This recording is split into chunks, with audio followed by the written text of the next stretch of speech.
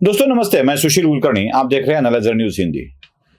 महाराष्ट्र में भारतीय जनता पार्टी की आई सरकार और उसके मुख्यमंत्री देवेंद्र फडणवीस किस तरह हिंदू हित की बात करते हैं, यह बताने और समझाने आया हूं।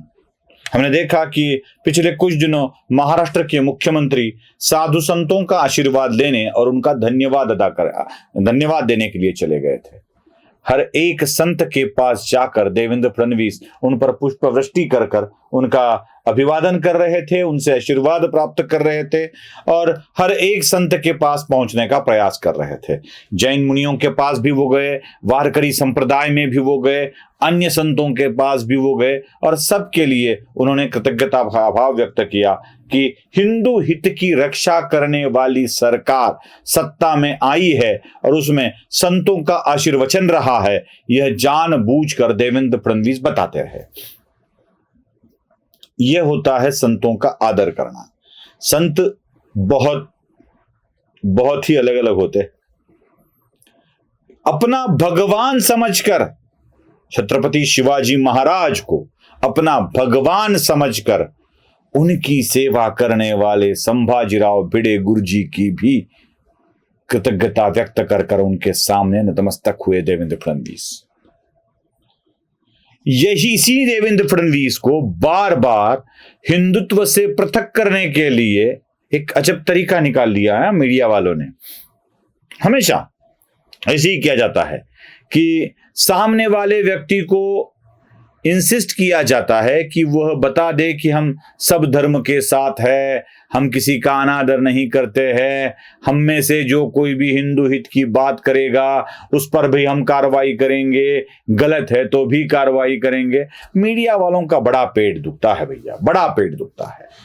इसी तरह से एक मीडिया ने देवेंद्र फडणवीस को एक सवाल पूछा। क्या सवाल है, सुन लीजिए।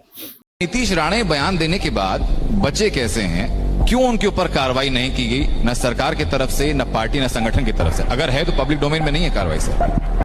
यह सवाल था नीतीश राणे के संदर्भ में। नीतीश राणे में उन दिनों बहुत ही ऐसी बातें कह दी थी कि हिंदुत्ववाद वाली, अक्सर हिंदुत्ववादी ऐसी बातें करने में कतराते हैं, डरते हैं, क्योंकि हिंदुत्ववादी बड़े लिबरल होते हैं। चलता है, हमें कोई गाली दे तो चलता है, लेकिन हम दूसरों को गाली न देंगे। और यही आदत उन लिब्रांडों ने भी डाल रखी है। जब कोई हिंदुत्व के हित की बात करेगा और बड़ी आक्रामकता किसी के साथ बात करेगा तो उसे धर्मांध का दर्जा दिया जाता है। और ऐसे भी हुआ नीतीश राणे के साथ, जो मंत्री बने हैं आज। नीतीश राणे को भी धर्मांध और भड़काऊ भाषण करने वाला कहा गया। नीतीश राणे के लिए वो उन्होंने कहा था ना कि अगर आप हमारे संतों के साथ दुर्व्यवहार करेंगे तो आपको भी घुस घुस के मारेंगे, ये कहा था नीतीश राणे ने। तो इसी के ऊपर मीडिया को बड़ा आश्चर्य हुआ और चले गए महाराष्ट्र के गृह मंत्री के पास सवाल पूछने के लिए और कहने लगे कि क्या इनके ऊपर कार्रवाई होगी।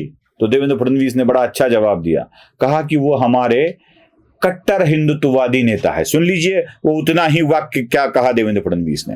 देखिए, नीतीश राणे एक बहुत ही कट्टर हिंदुत्ववादी इस प्रकार के हमारे एमएलए है। सुना, फिर मीडिया का पेट दुखने लगता है, फिर पेट दुखने लगता है और फडणवीस से पूछने लगते हैं कि क्या ये पार्टी लाइन के साथ है।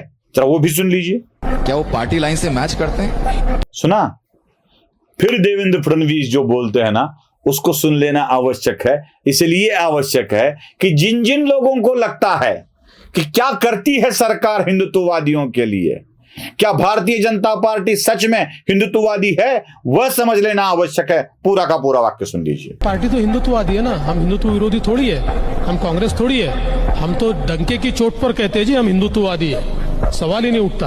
पर देश भर में कोई तमिलनाडु में बोलता है कि सनातन को मिटा देना चाहिए, कोई केरला में बोलता है कि सनातन का मुर्दा गिराना चाहिए।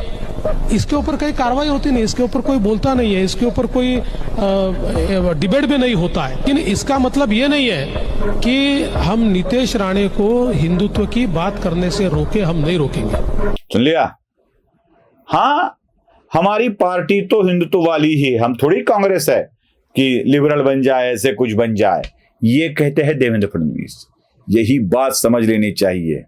हिंदू हित की बात करने वाली हिंदू हितैषी सरकार आई है। मैं ये बात इसलिए बता रहा हूं कि अब से आगे यह जिम्मेदारी जैसे महाराष्ट्र के संतों ने निभाई है, वैसी ही हिंदुओं की जिम्मेदारी अब दिल्ली में बढ़ रही है कि जो हिंदू हित पे बात करेगा वही दिल्ली पे राज करेगा, ये बताने के लिए। दिल्ली में जितने भी महाराष्ट्रियन दोस्त है उन सबसे मेरी हाथ जोड़कर विनती है, हाथ जोड़कर, कि अब दिल्ली को लूटने वाले सम्राटों से बचा लो, दिल्ली को बचा लो। दिल्ली में भी अब हिंदू हित की बात करने वाली सरकार आनी चाहिए, और कौन दे सकता है ये तो देवेंद्र फडणवीस के मुख से हमने सुन लिया है। नमस्ते।